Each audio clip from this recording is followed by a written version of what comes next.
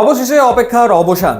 সমিত সোম এখন বাংলাদেশ দল আরো বেশি সমৃদ্ধ, বাংলাদেশ দল আরো বেশি শক্তিশালী এবং সিঙ্গাপুরের বিপক্ষে জয়ের কথা এখন বাংলাদেশ ভাববেই এবং জয়ের জন্য মাঠে নামবে। এবং 10ই জুন ঘরের মাটিতে এএফসি এশিয়ান কাপের বাছাই পর্বের ম্যাচে হামজা চৌধুরীর সাথে আমরা বাংলাদেশের জার্সিতে দেখতে চলেছি সমিত সোমকে। ঠিক এই খবরটার জন্যই আসলে অপেক্ষা ছিল বাংলাদেশের ফুটবল প্রেমীরা এবং সেই ঘটনাটা ঘটতে চলেছে।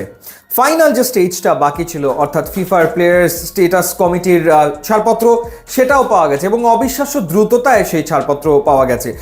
বাফুফে থেকে অনলাইনে পোর্টালে রেজিস্ট্রেশন করা হয়েছিল এই ছাড়পত্রের জন্য এবং সেটা উইদিন 24 আওয়ার্স আসলে হয়ে গেছে। হামজা চৌধুরীর ক্ষেত্রে কিন্তু প্রায় 3 মাস লেগেছিল এই প্লেয়ার্স স্টেটাস কমিটির অনুমোদন পেতে, কিন্তু সমিতের ক্ষেত্রে ঘটনাটা এত দ্রুত ঘটেছে যেটা চিন্তার বাইরে। এবং সেই ক্ষেত্রে অবশ্যই সাধুবাদ পেতেই পারে বাংলাদেশ ফুটবল ফেডারেশন, কারণ শুরু থেকে যে আন্তরিকতা নিয়ে তারা প্রসেসগুলো করছিল, তারা যে কাজগুলো করছিল, অর্থাৎ সমিত সোমের প্রথমত জন্ম নিবন্ধন সনদ তৈরি করা, এরপর তার পাসপোর্টের ব্যবস্থা করা, সেগুলো এত দ্রুততার সাথে আসলে করেছে বাংলাদেশ ফুটবল ফেডারেশন। এবং অবশ্যই আমাদের যুব ও ক্রীড়া মন্ত্রণালয় তারা যৌথভাবে কাজ করেছে এবং সর্বোচ্চ আন্তরিকতা দিয়ে কাজ করার ফলেই এত দ্রুত আসলে এই ঘটনাটা ঘটলো। অর্থাৎ একটা সংশয় কিন্তু ছিল, একটা শঙ্কা কিন্তু ছিল যে আসলে সিঙ্গাপুরের বিপক্ষে সমিত সোমকে দেখা যাবে কিনা মাঠে, কিন্তু বাফুফের এই তড়িৎ কর্মের ফলে ঘটনাটা আসলে ঘটে গেছে। তো এখন আমরা ভালো কিছু প্রত্যাশা তো করতেই পারি এবং হামজা চৌধুরী চলে এসছে, সমিত সোম চলে এসছে, কিউবা মিচেলকে নিয়েও বাংলাদেশের ফুটবল ফ্যানদের তীব্র আগ্রহ রয়েছে।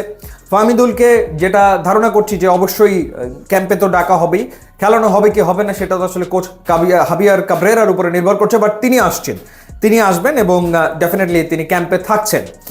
এখন কিউবা মিচেলের ক্ষেত্রে কি ঘটনা ঘটে, আমরা আশা করতেই পারি যে আন্তরিকতায় সমিত সোমের এই কেসটাকে হ্যান্ডেল করেছে বাংলাদেশ ফুটবল ফেডারেশন, ঠিক একই রকম আন্তরিকতায় কিউবা মিচেলের ক্ষেত্রেও বাফুফে তারা তৎপর থাকবে এবং দ্রুততার সাথে আনা হবে কিউবা মিচেলকে। তাকেও আমরা এশিয়ান কাপের বাছাই পর্বের ম্যাচে আসলে দেখতে চাই। হয়তো সেটা সিঙ্গাপুরের বিপক্ষে হবে না, কিন্তু পরবর্তী ম্যাচ রয়েছে হংকংয়ের বিপক্ষে, সেই ম্যাচে আমরা কিউবা মিচেলকে দেখব, সেটা আসলে আমাদের প্রত্যাশা। এবং বাংলাদেশের ফুটবল দিনকে দিন সামনের দিকে এগিয়ে যাবে, সেই স্বপ্নে বিভোর বাংলাদেশের ফুটবল প্রেমীরা। নতুন দিনের সূচনা আসলে হয়েছে বাংলাদেশের ফুটবলে। ইউটিউব ইনস্টাগ্রাম লিঙ্ক দেওয়া আছে, আপনারা যোগ দিলে খুবই খুশি হব। And thanks for watching.